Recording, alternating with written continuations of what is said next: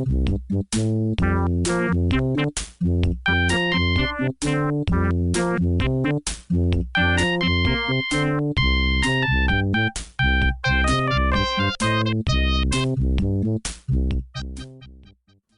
and welcome back to Dev Game Club, a weekly podcast in which two veteran game developers look at games from the past to discuss their relevance and impact today.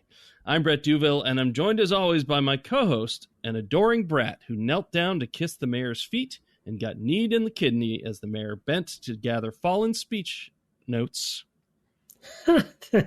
Wow, Tim Longo. That's a long intro. Was that from one of the newspapers, or what was that? That was from the very first newspaper when the ribbon cutting happens. So yeah, it's not one of our topics, but I was like, that's an odd bit of very particular, very specific sort of humor, that they're going for there.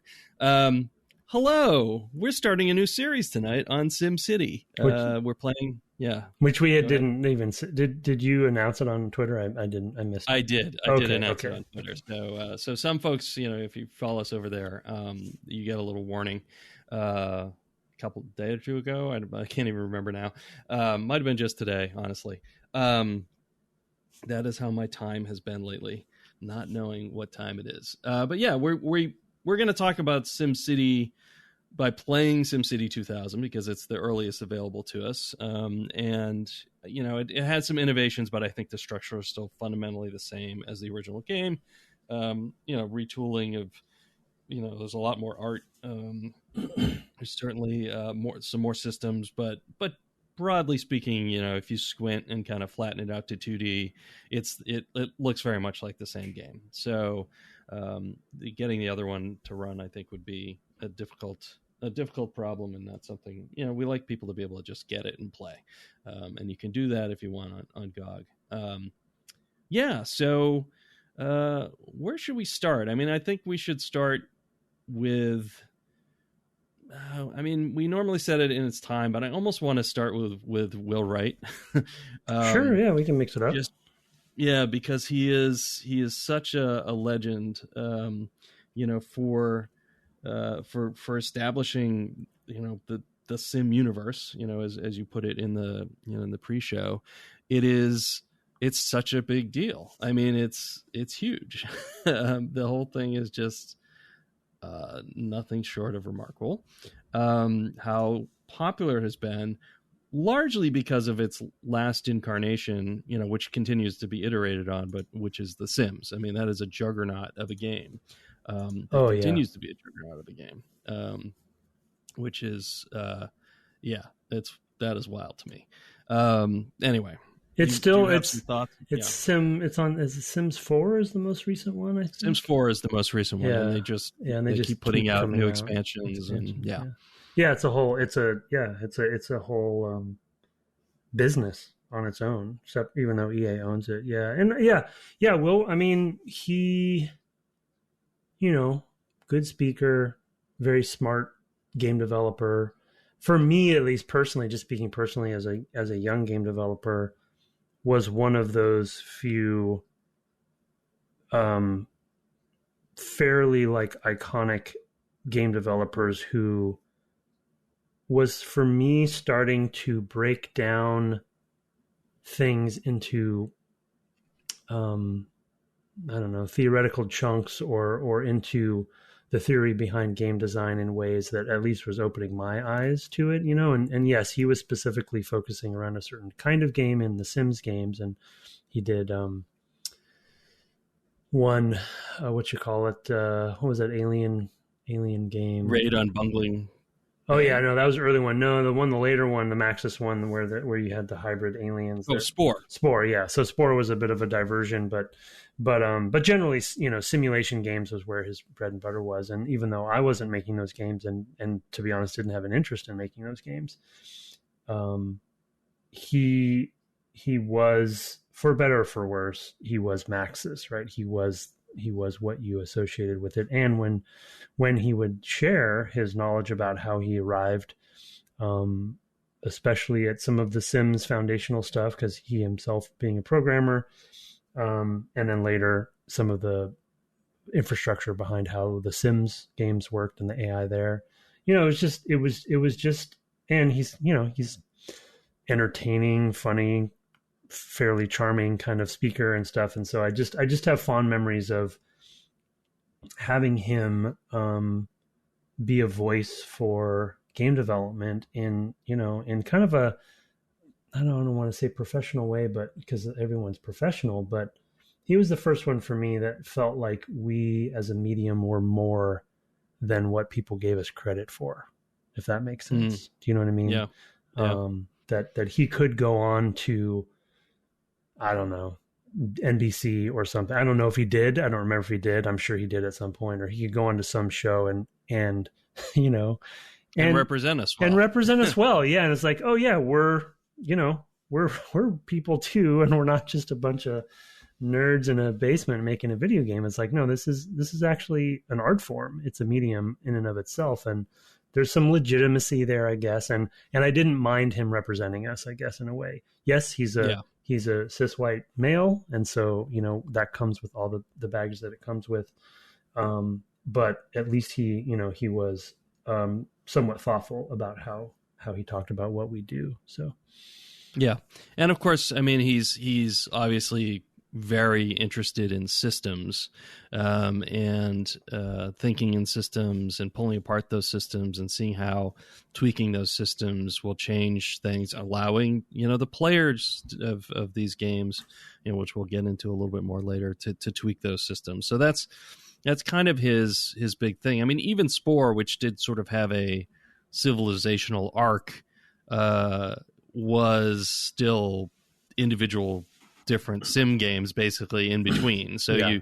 you know, while there was more of a goal, I'm not sure there was really an end. I'm not sure if there was a victory condition. I haven't played Spore, though I did play a lot of the early sim games like Ant and Copter and Tower. I played a little Tower. Yeah. You know. Yeah. So yeah. He's one of those developers, one of those, you know, game series that I was like, oh, cool, new sim game, you know, see if any of my friends have it, you know, because I didn't often have a machine that was appropriate to play it, because they didn't always come to the Mac, or my Mac probably was out of date by the time I was actually, some of those games were coming out. So anyway. Yeah. And we're going to get into it, but you should maybe, I don't know if it's appropriate to talk about his toy description for his games, but I think that was another element of it for me at the time as a player before becoming a game developer of these games. And you mentioned SimAnt, which was one that I have fond memories of, because, or SimEarth was also another, like, oh yeah, I played some mind blower, where I don't think I've ever been, nor will I ever be good at sim games, you know, MAXIS style sim games, but I do enjoy playing around with them quite a lot. Yeah. And I fail all the time, but like SimAnt especially, it was just like, finally I have a simulated toy version of an ant farm, you know, like that I had as a kid. And I was like, it's fun to look at this, but I can't do anything with this dumb ant farm that I have as a child. Oh no, video games, I actually can do that. You know, I can actually, you know, and manipulate it, and SimEarth, same thing. Is like, wow, this is a planet, you know. And that one was over the top in my opinion, but it was a little too much. It was a little too many systems, too big. Yeah. And I mean, I think that's probably the criticism of Spore as well. I think we'll talk about the toy nature of it, you know, when we're comparing it to some other types of simulation games. So we'll come back to that. But let's now turn and put it in its time a little bit. We're going to both talk about, it's funny, we just played two games that released in 1989 and 1993. Yeah. And although we're not playing the original SimCity, it did come out in 1989. And SimCity 2000, which we are actually playing, came out in 1993. So we can actually be fairly brief about this. It was just 4 episodes ago where we went through, you know, what was going on, what we've played from those years, et cetera. Do you want to take 1989? Sure. Yeah. I mean, we talked about that in terms of MegaMan 2. And at the time, and in fact, 4 episodes ago, we most likely mentioned SimCity. I don't remember if we did, but I'm sure we did. Prince of Persia, And Populous was one that we did play before, as we just referenced. Yep. And then, what was the last one I was going to mention? Tetris on the GameBoy. Okay. Yep. And then, that wasn't the Castlevania we played. But yeah, no, anyway. That's in the series, yeah. Yeah, I mean, it's funny. You look at 89 and 93, and there's a lot of, there are lots of seminal titles and stuff from these sorts of years. There's also a lot of like licensed stuff, which was totally a thing well into the 90s. So we don't normally talk about those, but you look at the lists of games that came out in a year, and it's like, oh, I mean, there's original stuff, but there's also a lot of like, there's like a next generation game in 93, and things like that, where you're like, what? Batman the video game. I just saw that too. There you go. That's actually a pretty good game. That one's not bad. Yeah. No, that one's not bad. So for 1993, games we've played: MYST, Doom, Day of the Tentacle, and of course now Mega Man X. And as we talked about just 2 weeks ago, Star Fox, Secret of Mana, Seventh Guest was one you brought up. What did you say? You had a Bill Gates quote or something? Oh yeah. And Link's Awakening. I already forgotten about it. It was so absurd. It was like the 64K is all you'll ever need quote of 1993. Right. The future of video game. The future of video games, of course. Yeah. Right. Yeah. FMV. Yep. It's where the whole world is going. Yeah. Sure. It is. It's just on TikTok. Anyway, so those are, we're not going to rehash a lot about that because we'd rather spend more time spending talking about the game rather, or toy, as we'll talk about. I guess we'll dive right in to that, or maybe briefly. I want to mention Raid on Bungeling Bay. Yeah, that's a really good point. Yeah. We saw him speak in, I want to say 2007 or 8. I don't remember why. No, I'll take your word for it. Yeah. I remember being there with you, yes. But I don't. Yeah, and Romero was interviewing him, former interviewee on the cast, and he talked a lot about Bungeling Bay because, as you know, Romero will remember everything explicitly. And one thing that was really interesting, and he mentioned in that talk, was that Bungeling Bay was really where the impetus for SimCity began, because he spent a lot of time in the game, which is a more traditional game. I mean, you're doing this raid on Bungeling Bay. I've not played it, but it is more, there are goals. It's a little arcadey, etc. But he was really interested in simulating the enemy and their supply lines, and where their deployments were, and like how they were arranged. And he spent a lot of effort making a fairly simple, but more than he probably needed, simulation of the bunglers or whatever. I don't know what they're called. I think or bunglings. Maybe they're bunglings. And that was sort of some of the impetus. He ended up finding that he really enjoyed working on that part of it, and that if you were a really skilled analyzer of what that simulation was doing, you could actually play the game better, as he described it. He was also really interested in a lot of stuff, but it led him to, I think, Christopher Alexander's A Pattern Language, which is a really interesting book about how patterns of architecture sort of shape our lives, and so that also kind of informed his view. So there's kind of, sort of the things he liked to work on, these toys that you could play with, which we'll get to as we compare it with Civ and Populous, and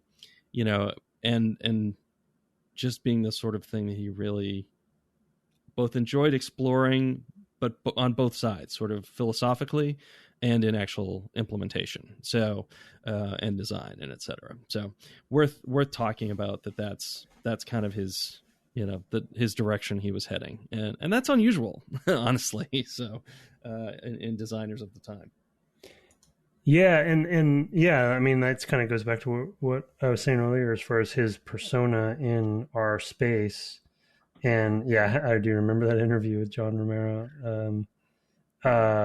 Having those two talking it was pretty fun and hilarious. And I was refreshing my memory on Will Wright's wiki as well. You mentioned that one book, but I don't remember if you mentioned that interview, but Urban Dynamics was a book that he also, and the reason I bring that up specifically, though I haven't read that book and I he's mentioned it, but I don't know the specifics, but the reason I bring it up from a game development, game design theory perspective is, for me at least, he was one of the early people where, we talked about legitimacy of game development and game design. For him to mention things like book influences on his designs, it's not just, I watch Star Wars and I have a fantasy fulfillment of, and I love Alien, right? It's like, it's not that simple. He's actually influenced by, nonfiction book on urban planning, and that actually was the catalyst for a game design, and so it's just, those moments for me as an early game developer, were important to think, it's like industrial design, right? Or other types of design that, June is in the room, be warned. Yep. She's now leaving the room, and barking right outside. Anyway, thanks, June, for the interruption. Anyway, that the influences are not, are like, urban or industrial design or other types of design that have obviously been legitimate for many, many, decades, and are critical to our daily lives that people don't think about all the time. How is a chair designed? How is a doorknob designed? You have someone like Will Wright saying, well, how is this game designed? And that was pretty cool. So I'm repeating my point from before, but sure. Yeah, no, but it reminds me, of Miyamoto basing his designs and games he wanted to make on childhood experiences and things like that, where it wasn't drawing from real world childhood experiences. Not I went and consumed this media, but I had a garden and that was the idea for Pikmin, or I found a cave and that was the inspiration for Zelda or what have you. So it kind of I think some of our luminaries tend to draw on different things, as you kind of point out, and it's exciting to talk about another one of them with this series. So as we've kind of alluded to, we've talked about other sorts of simulation games, namely Civ and Populous as being kind of the big ones, I think, that we would describe in that way, and then of course this, and they're different schools of thought. I wonder if you could kind of put forth your own theory about what those different schools of thought might be. Yeah, I mean, it's as we talked about, like, as far as the era goes, all of these three were going at around the same time, right? You have three, again, icons of the industry, all making games in a similar, you could argue, similar space, but coming at it from very different directions. And Populous was the one I was least aware of, and hadn't played very much. So the podcast it was fun to delve into it. And with Will's approach, as we just talked about, with where his inspirations were coming from, he wasn't as focused on the same things that, say, Sid Meier was with Civilization. And then 1991, by the way. So okay, yeah, 91. So in the middle there, right? So they're all like, it's like any other genre as it's kind of being formed. There's people trying to. We've talked about this with third-person cameras. We've talked about this with first-person shooting. Everyone's kind of trying to crack the nut in their own way, and some of them win out, right? And some of them, maybe all of them, proceed. The Sims is still going strong. Civilization sort of is too. Populous not so much, but both Populous and Civilization have a sense of conflict, focus, right, and a specific perspective on when you call your game Civilization, as we talked about in that series, go back and listen if you want to, you're not going to be able to really do all of Civilization. So you have to, no pun intended, pick your battles on what you're going to focus on. And, combat and war was a big, heavy influence on the early ones, at least. They expanded later on to do more things like diplomacy and religion and things like that. But and Populous was this weird number generator of conflict as well, right? Where you're not even directly controlling the units. Right. And just like having these very smart people come at it from different perspectives. And then you have SimCity where there isn't a conflict. The conflict is budget and efficiency and and also not direct control either, right? You're trying to quote unquote influence the world to do what you want it to do in a simulated way. And it's just fascinating that all of these are happening at the same time, and different audiences were drawn to each of them for different reasons. And then as is part of our podcast is like, we're looking at the legacy of these things and how they impacted things moving forward. And you have, Populous becoming Black and White at some point, and Dungeon Keeper, and these sort of like still very like, tongue-in-cheek action sim kind of games. And then Civilization continues on its road and then, balloons out into other things, but still Civ 6, you recognize it, right? Sure. But then SimCity, becomes one of the biggest franchises of all time in The Sims. And that legacy kind of didn't, in my opinion, if I had guessed back then, wouldn't have thought that it would go in that direction. And in fact, the city builders, other than City Skylines, have kind of like died out. City Skylines is quite successful, but SimCity definitely as a franchise has died. So much to EA's fault, I'm sure. But yeah, not the best stewardship there, I think, with the last one in particular. But yeah, it's sad. It's sad to see that. I remember when they closed the MAXIS, regular office, and just being like, oh, yeah, that's tragic. There's a legacy. It was a different, it was its own, it was its own thing for so long. I mean, it's where was I going to go from there? I mean, so the toy-like nature of it, the conflict is really like you versus your citizens, right? I mean, it's not like ostensibly you're all on the same side, but it's also immediately understandable, right? From a standpoint of like, well, this is the conflict that we have with our leaders in the real world, right? Why won't you do something? I don't have enough clean water. That's a real problem. I can't live, and why aren't you fixing that? Why did we elect you, you bozo? And so it's a very natural sort of conflict.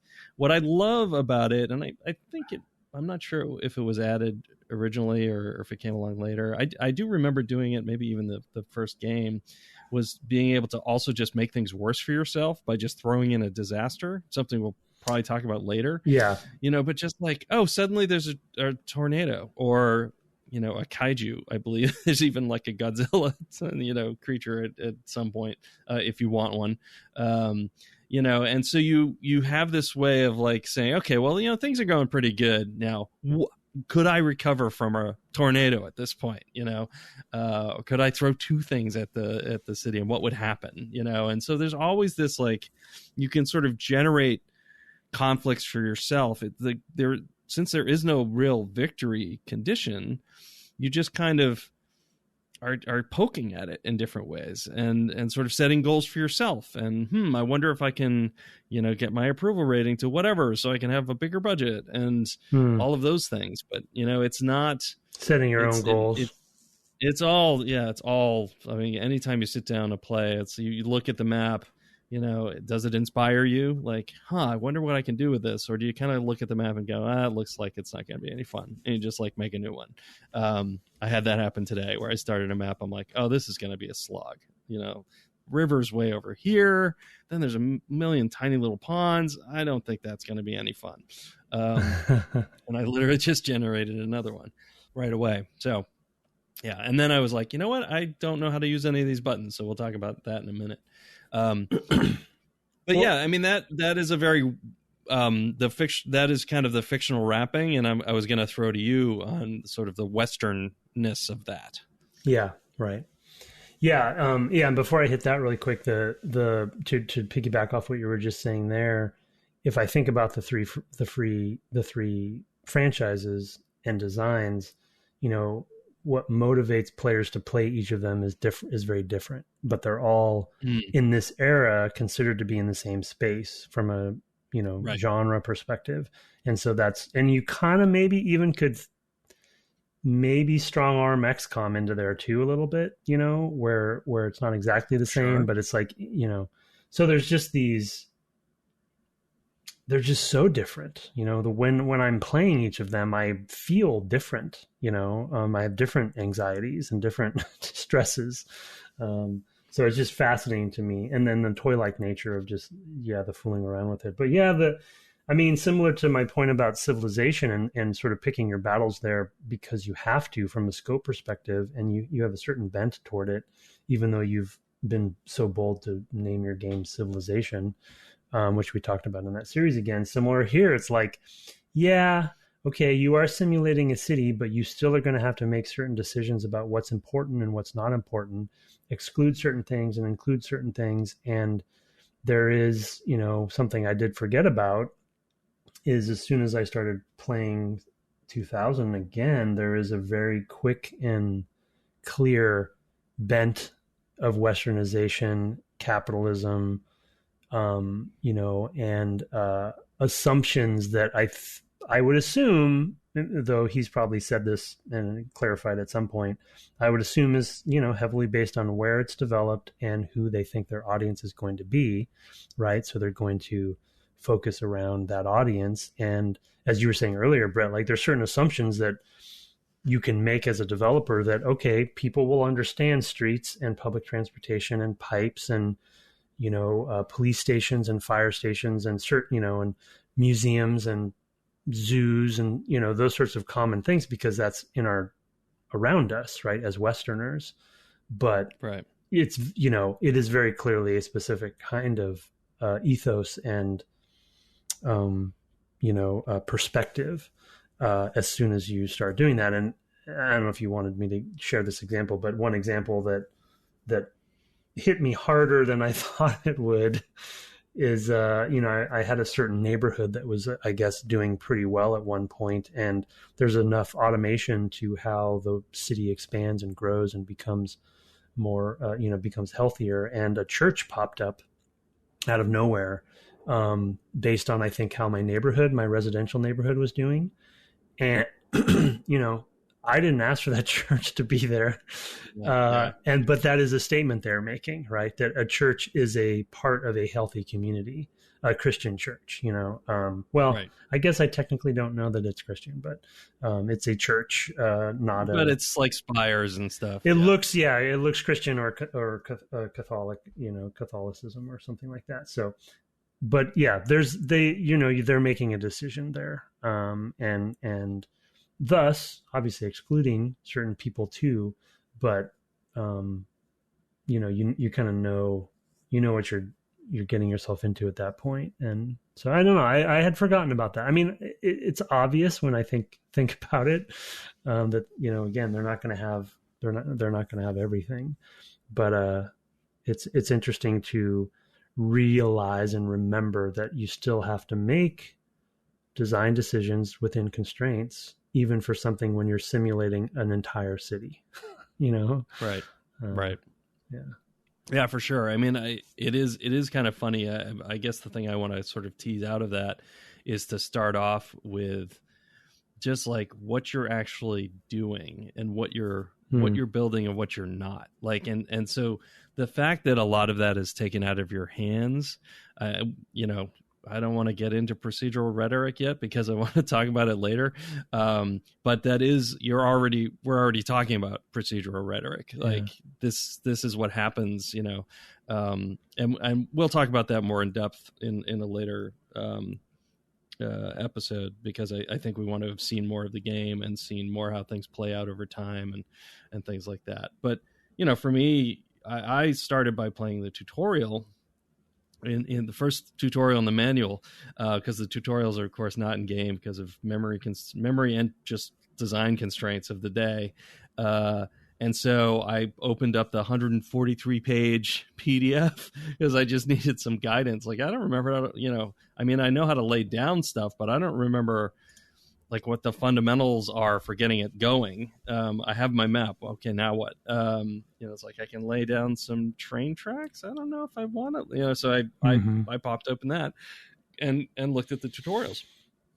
And I'll talk about that experience in a second, but after I had kind of gotten to the point in the tutorial where the tutorial is like, okay, good, now go to the next tutorial, I just kept letting it run in a sort of accelerated way to see what the citizens' concerns were, because that's sort of the one way that it does sort of provoke you with goals. Yeah. If you won't supply them for yourself, which is, hey, our streets are riddled with crime, build a police station. Oh, we're concerned about fire, build a fire station. So sort of the first buildings that you're building are these sort of infrastructural stuff, and that of course ignores a lot of history of where that in particular with the police station, where that came from. It's a whole interesting thing that I was surprised. I mean, I wasn't surprised really, but at the same time I was like, oh yeah, like there's sort of there's some assumptions and some gaminess and some sort of like what does my audience expect to those choices. I certainly see, like, because of course you've got to have the money to build these really big city supporting thing.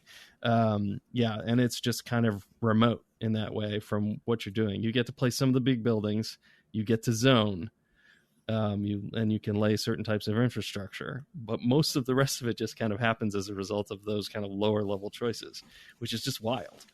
And I mean I guess I is related to the church comment and also what you were just saying. It's like I guess I really forgot how much commentary there is in in a game like this that is supposed to be essentially procedural and kind of tinker toy or what have you. I also used in pre-show Lego. I feel like I'm building a Lego set or something with like simulation behind it, which is fun for me, and I do like that aspect of it. But yeah, and then there's the reactive nature too of like, okay, yeah, we all know that generally cities have things like police stations and hospitals and museums and stuff, but like, when do you build them, and how do you spend the money on that stuff? And it's all accelerated as well. And I having lived in San Francisco for many years, and like that city is insane as far as its layout goes from a level designer's world. I'm just like, how did this happen? And then, but you think about history, like you said, and it's like, Market Street. We had an earthquake. Yeah. Most of it burned down. Yeah, exactly. There was events like that, but also the concept like Market Street was, the spine of it for a long time, but they didn't redo Market Street. They just left it. And so it's this diagonally bisecting street that doesn't make sense, in a logical way, but the history of it was important, and it became the artery, and then everything kind of went off at a different angle than it actually was. And so it's just the urban planning stuff of it. But the weird thing about SimCity is you're starting from scratch. Things are accelerated. You can literally place things where you want to, and like min-max something that is highly, highly complex.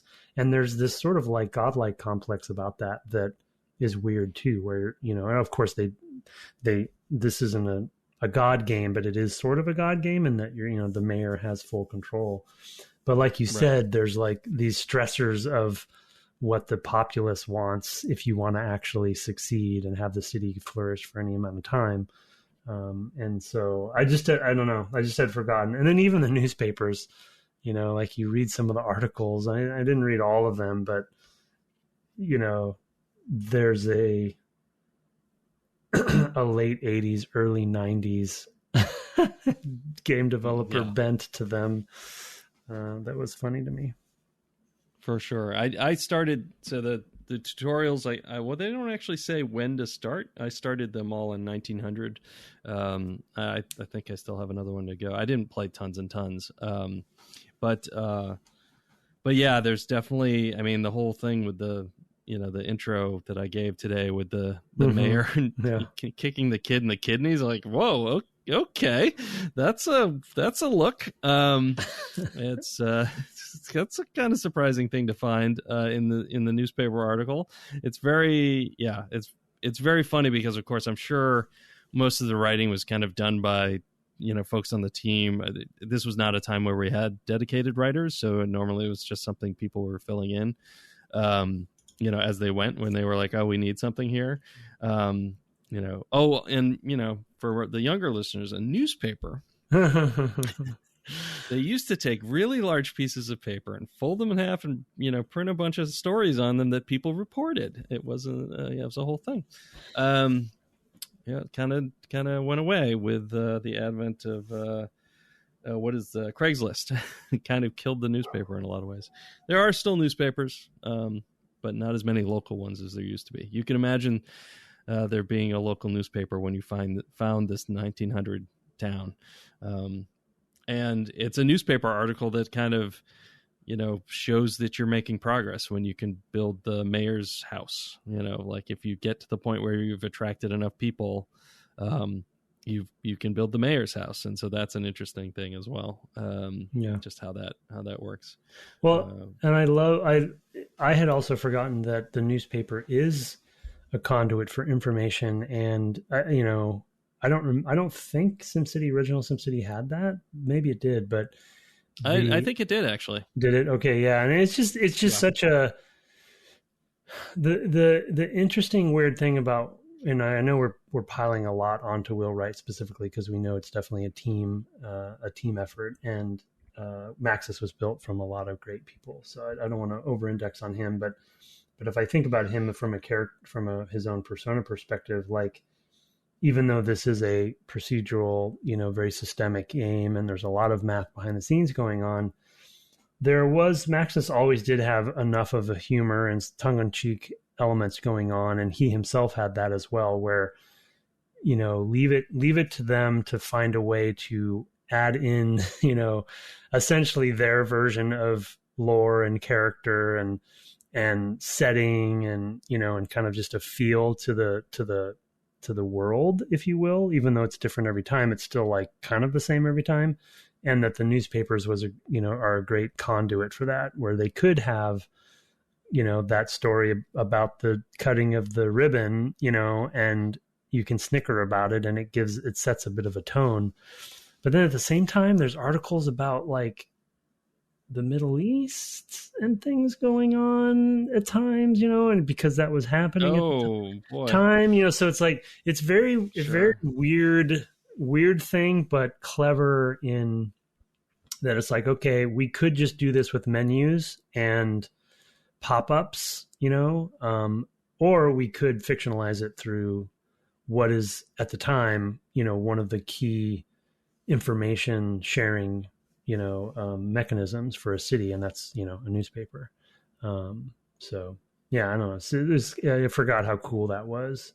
Even though I'm not reading every single article that pops up, it's your it's sort of like advisors in Civilization, right? Even though there are advisors in SimCity 2, sort of.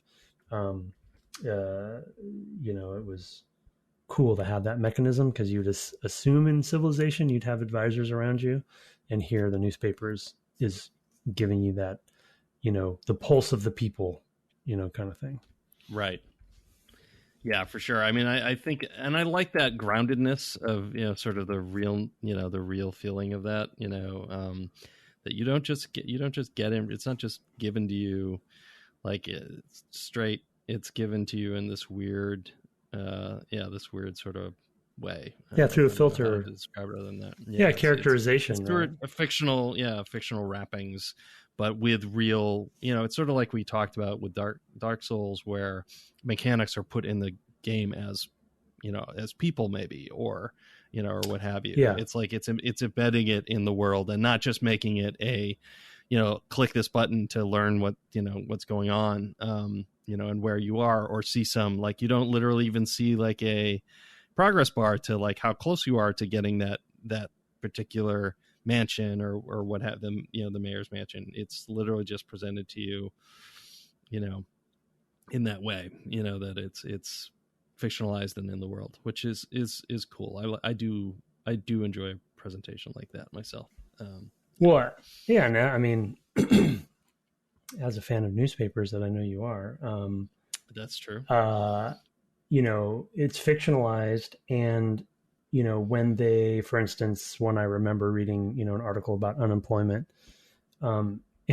which is just a funny statement to say as we're talking about a video game. Yeah, that article in the game that I read about unemployment sounds like super boring, but journal, like, the fictionalization of it through a newspaper, even though we know they're written probably by, game developers who are not journalists or whatever, designers, probably programmers. They put a little bit of their own voice in there, or someone's voice, whether they thought it through or not, and had these personas of journalists. Even journalists in real life, right, have a perspective, so to speak. And yeah, they're supposed to be neutral in many cases, etc. But, they're human. And it's much better to read about unemployment from a journalist's perspective than it is to read about, like, from a pop-up dialogue box perspective of, your unemployment is down X%. You better do something about it. Instead, the journalist is like, unemployment, the people are, in an uproar. And Joe Schmo said something about it. And there's even quotes in there from, like, fictional citizens. And it's much more interesting. So I would love to know at some point, like, the evolution of why, how the newspaper became such an important conduit. I didn't expect us to talk about the newspapers as much, by the way, but I'm glad we are. Yeah, no, I am too. I mean, I think that is, it's a big part of it, because it's like, that's also, it feels like they leaned into the being a politician, like, even though they're giving you as a politician way more power than a politician actually has to do the things.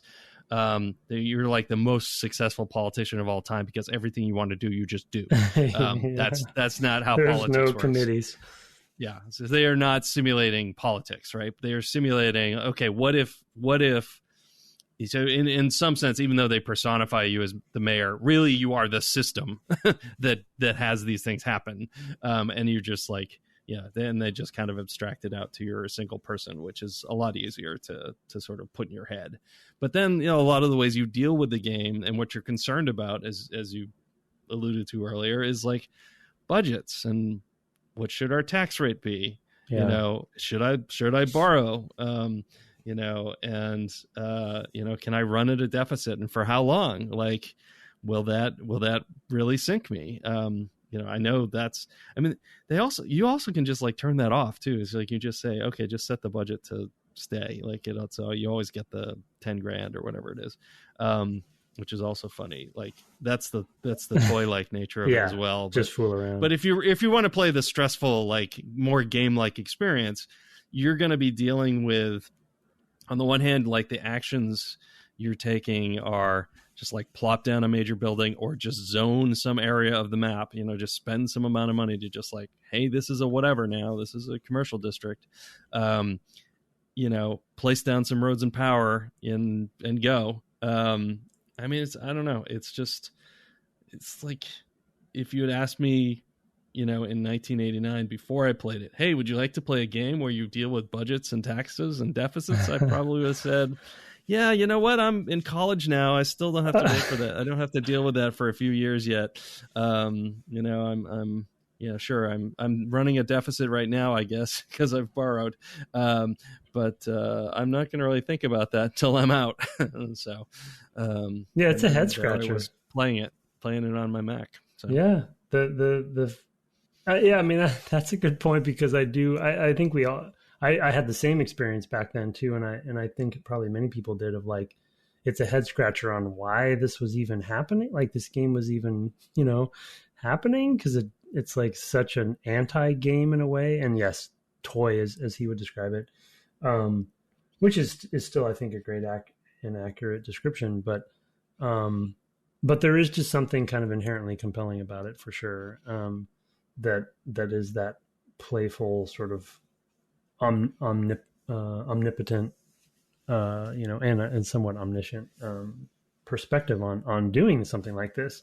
And those are the games, I think, again, coming back to sort of the point of the podcast, those are those unexpected moments in game development where you get to the Sims eventually, right? Where it's like, oh, right, that is unexpected. Oh, I didn't see that coming. This is kind of fun. Why am I doing this? This shouldn't be fun. I'm worrying about a deficit, but I don't care. It's still fun.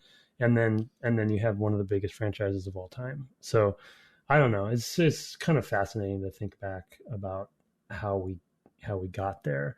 I just thought of, to your point on taxes, just jogged my memory, another micro commentary that I'm sure they didn't think, I don't know, maybe they did. We can give them more credit, but I'm sure they didn't really think about being a commentary. But, and I gave my church example being something that automatedly happened, whether I wanted it to or not.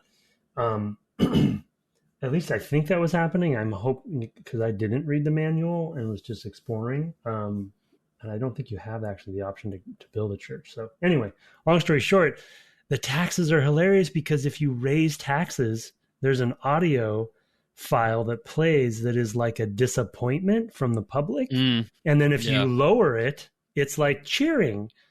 That's a commentary right there. That's like you've made a decision to say that higher taxes or lower taxes have a meaning to your populace. And I'm sure they did. I mean, I think they do, in 1988, there was a promise made on that campaign trail: no new taxes. Read my lips, no new taxes. Yeah, sure. Right, and that in some degree, I think, helped assure that presidency. Of course, then he did the responsible thing and raised taxes when that turned out to be required for to be fiscally responsible. No, and I mean I understand. I agree, and I understand that it is adding the audio stingers is definitely a thing, though. No, I get what you're saying. Yeah. I mean, So I mean, it depends on your your stance on taxes and your politics, etc. And I definitely, I'm not surprised that that's how they represented it. But it's similar to Civilization, right? It's sort of like you're making decisions in the way you're designing the game that has a subtext that you may not be thinking about. And to celebrate and promote lowering taxes, it's especially to a young player who doesn't have any idea what taxes are or care. Right. You're like, oh, okay, lower taxes, people are happy. When I'm an adult later, I'll assume that's still the case, rather than digging deeper and saying, well, we kind of need taxes, And now I'm sharing my politics, so I will digress. But anyway, I mean, it takes me back to one of my earliest discussions of sort of incentives. This is going way back. This is like when I was first learning programming back in the 5th grade, when we were still programming on abacuses. I had a teacher describe to me a game that somebody had made, like a trivia game, which was a sort of thing you could make, or like a math test or something like that. Something very like very simple that you could do on an Apple II that a programmer in BASIC, who's like 10 could do pretty easily. And they had done, if you got something wrong, they drew a face on the screen and then like had a tear come out of the eye. And that was like the only animation in the game. So it like incentivized you to get things wrong because you wanted to see the one thing that was flashy in the game, which I thought was, that is a message that has stuck with me since, whenever. And thank you, Mrs. Reckis. You were great. So of course you remember her name. Of course I do. Yes. Anyway, so, well, I think that might be a good place to pause and turn to some email. I think this is going to be really fun to talk about more. I don't know how many episodes we're going to do. I mean, I think it's true. It's you know, there's one.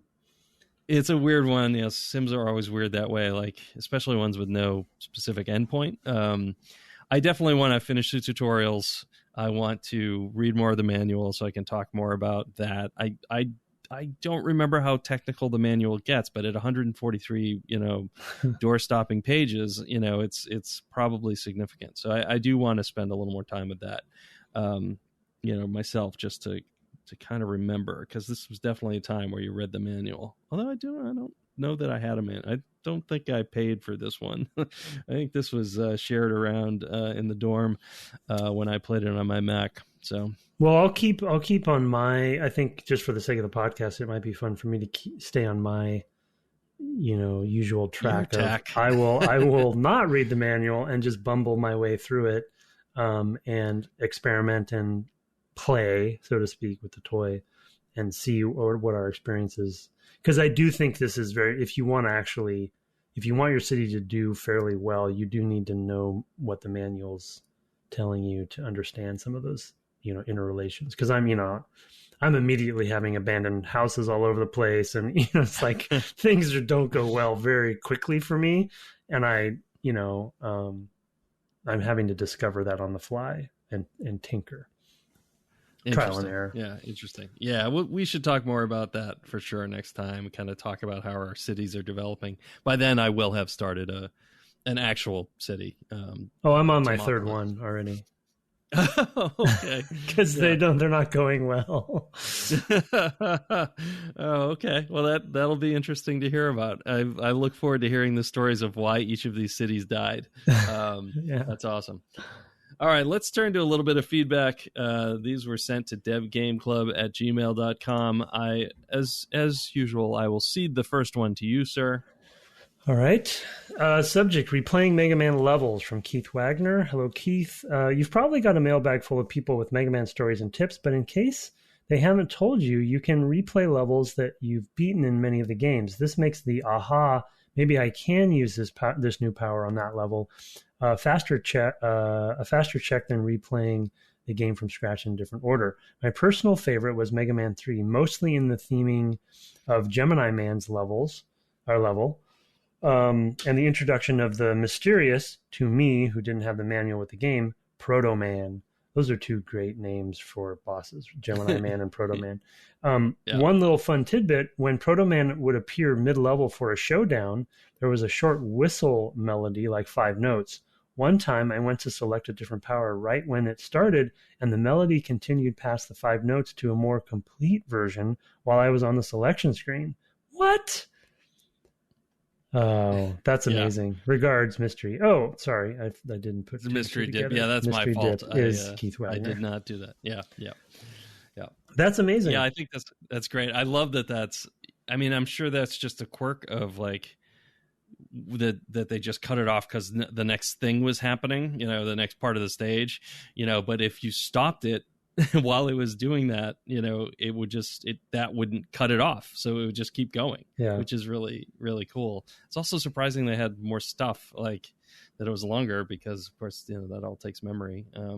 But maybe not tons of memory for that sort of thing. If it's I don't know. It's often, audio is often a lot more than people think. It really explodes your, you know, how big your downloads are, for sure. Something I think about all the time. Yep. All right, let me go here with an email from the Second Quest. We did have some people, I think, point out, by the way, on Twitter maybe, that you could re-enter levels, and we may have had one other email.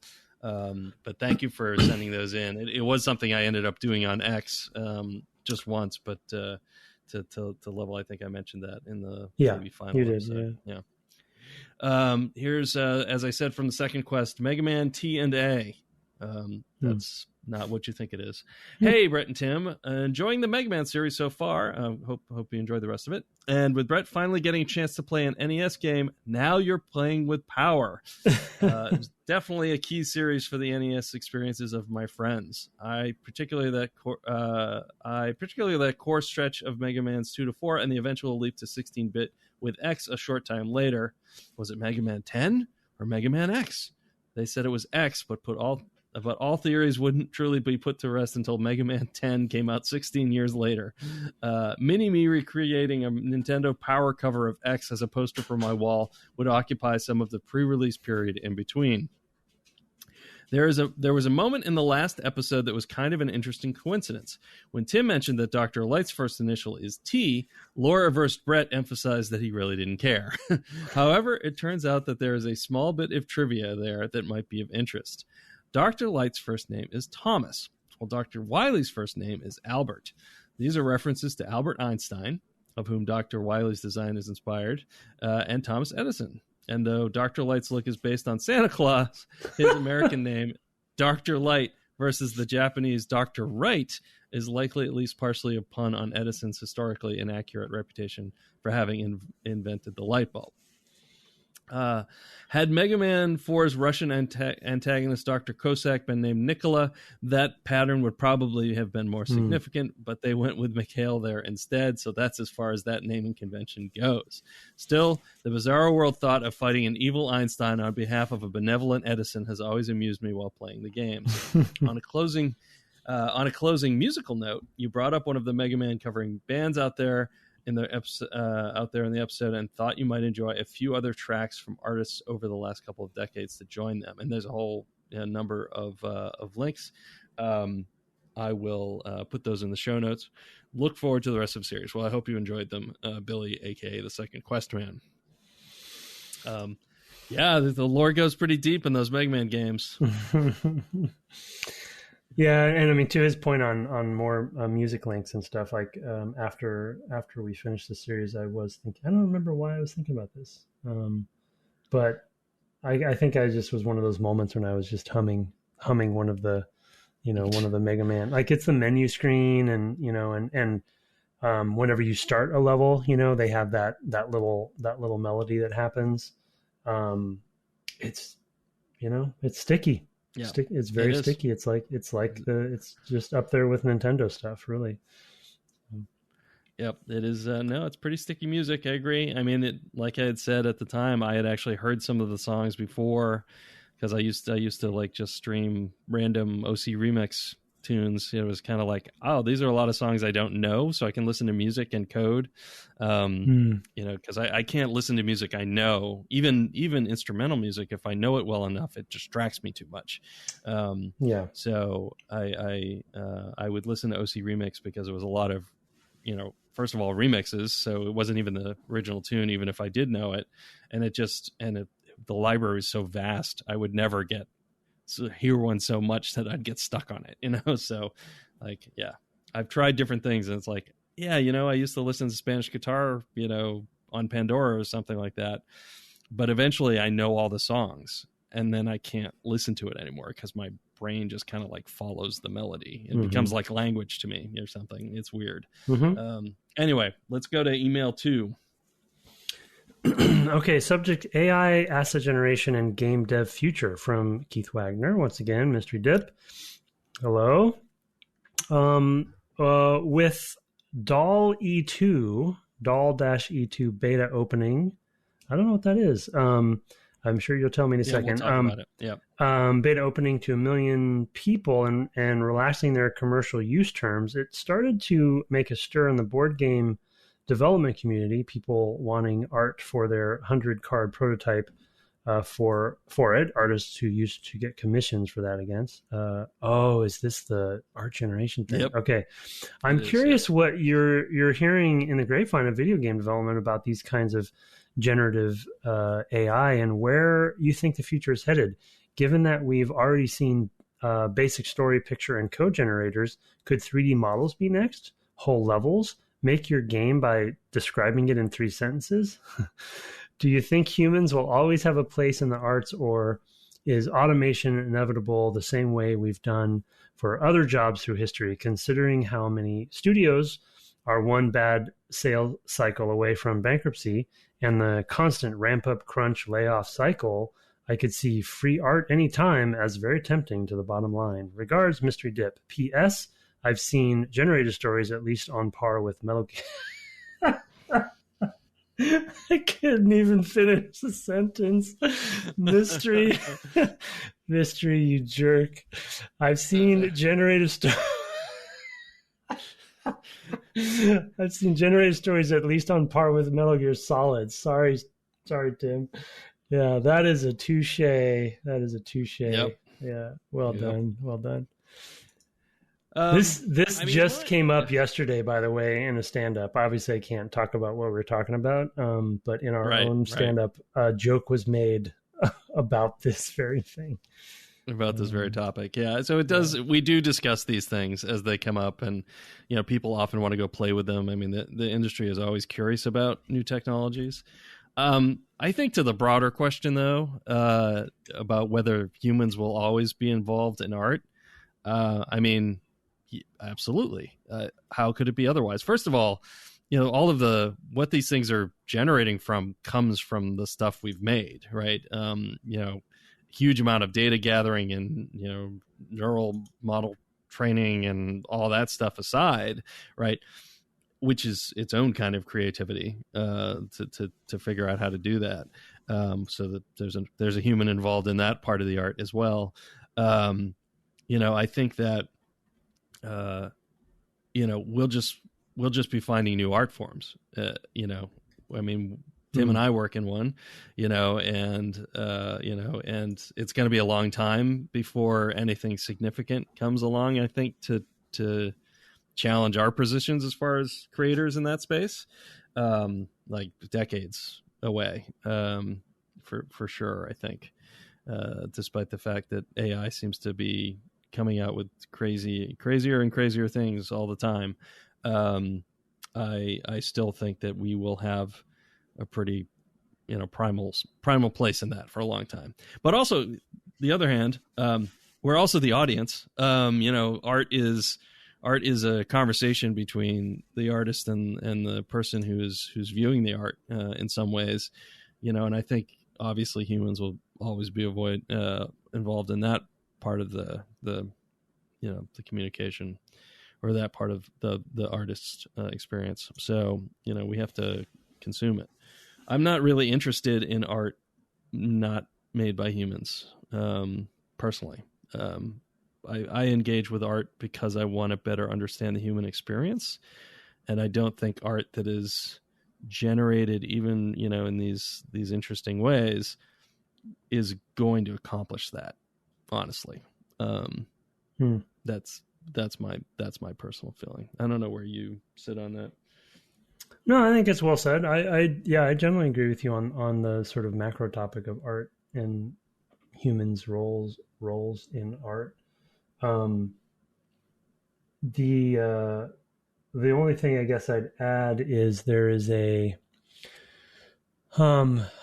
can easily use video game examples specifically, but there are non-video game examples of this as well. But there is a hybrid version that I have come to appreciate.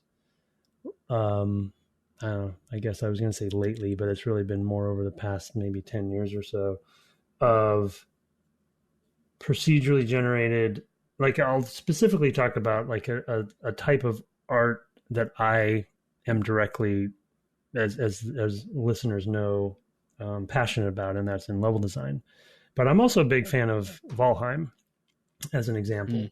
And the Valheim world is like Minecraft, a seed that is, yes, technically crafted by humans based on, Brett would know more about how they do it, but algorithms and, and weighting of different things to create continents and vegetation and all that sort of stuff. But a level designer didn't make that world the way that I am, traditionally used to. But I very much enjoy those games. I like that every seed is different and it's procedural. Minecraft, another example that everyone has probably played.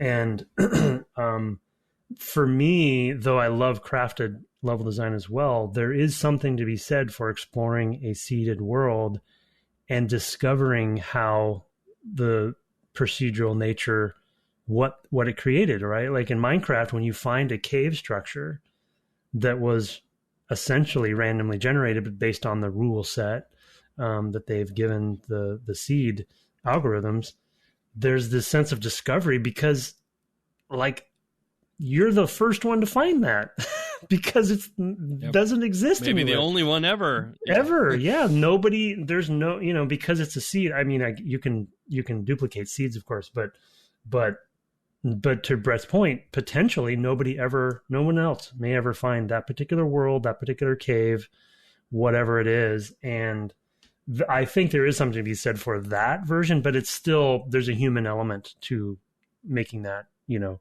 what is a cave? How does a cave look cool? And how does that seed create, or in Valheim, like finding a forest or finding a crypt or something,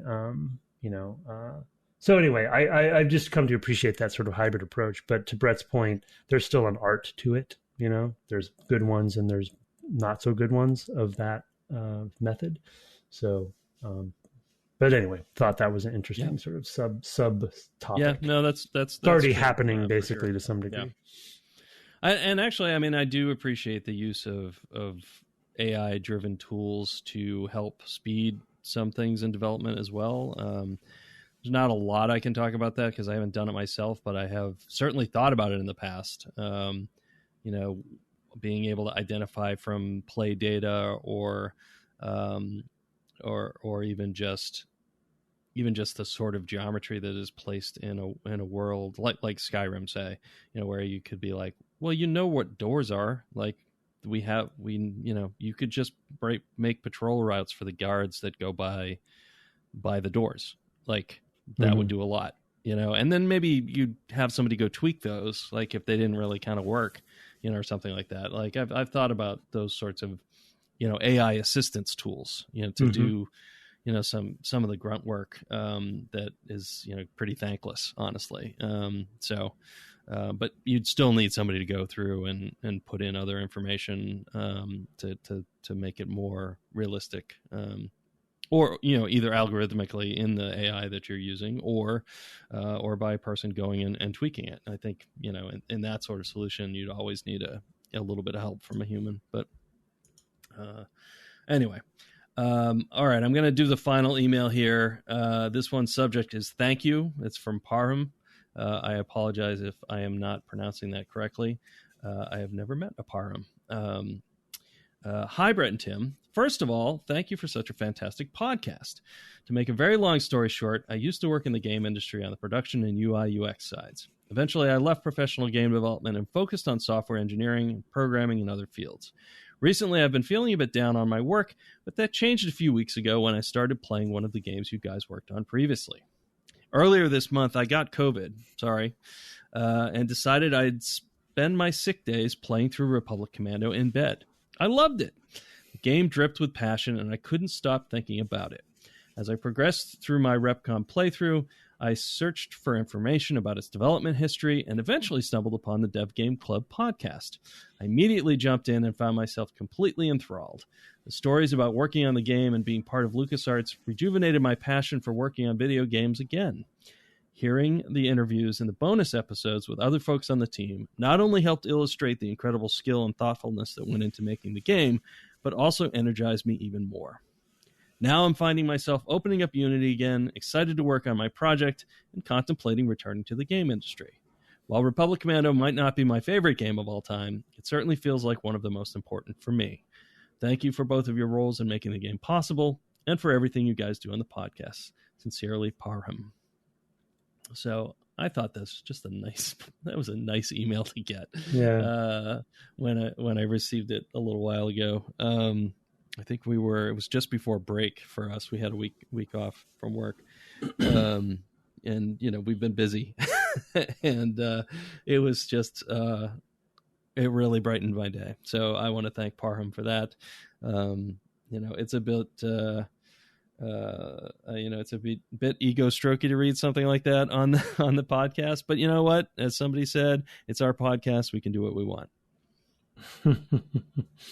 Yeah, Brett sent me. He doesn't usually send me emails before I read them, so I'm reading them on the fly. But this one, obviously, he sent me separately, so I got to read it ahead of time too. And same reaction. Very, very kind, very nice, and it's, it's sort of a little bit going back to the art conversation we just had of, it's nice to know when you've created something with a great team that it resonates with people, and it has some impact. Even this late, right? It's the game was released a long time ago, and it's nice, and especially for someone who might have hit a rut with game development. Obviously, it's what we do for a passionate career, and so especially if it has an impact on somebody maybe rethinking dabbling back into game development, that's super neat. So good luck, and Godspeed.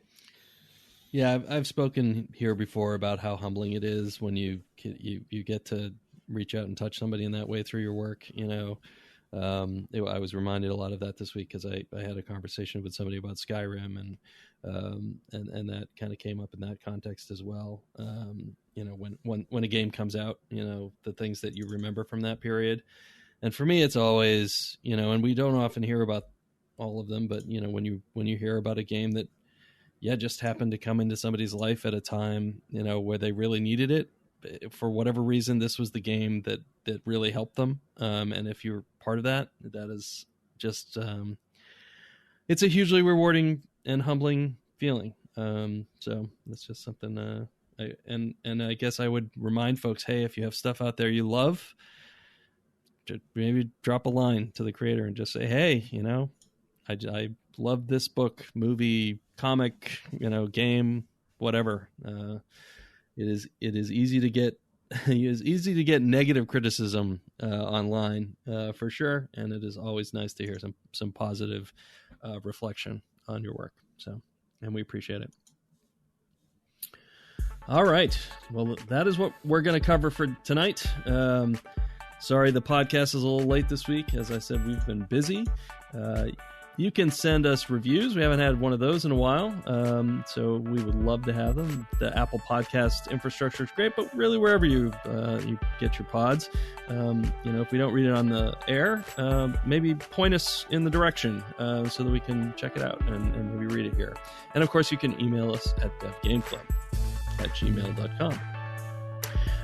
You can find us on the web at devgameclub.com, on Twitter at devgameclub, or on Twitch at where you'll also find my co-host. See, I'm tired now. We are on a weird schedule this week, folks, and Brett has had no sleep, so thank him profusely for doing this at all this week, to be honest. Where you can also find my co-host at Tim Longo Jr. with a JR at the end. I know you're taking a little break from twitching, so I guess maybe we won't go into the Twitches because it's going to maybe be another couple of weeks. You're pretty busy right now. Yeah, who knows? Yeah.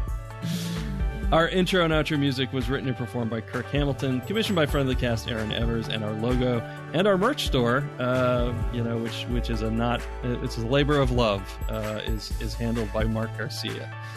Have fun laying out residential zones and then industrial zones and then wishing the pollution weren't so bad. And good night. Good night.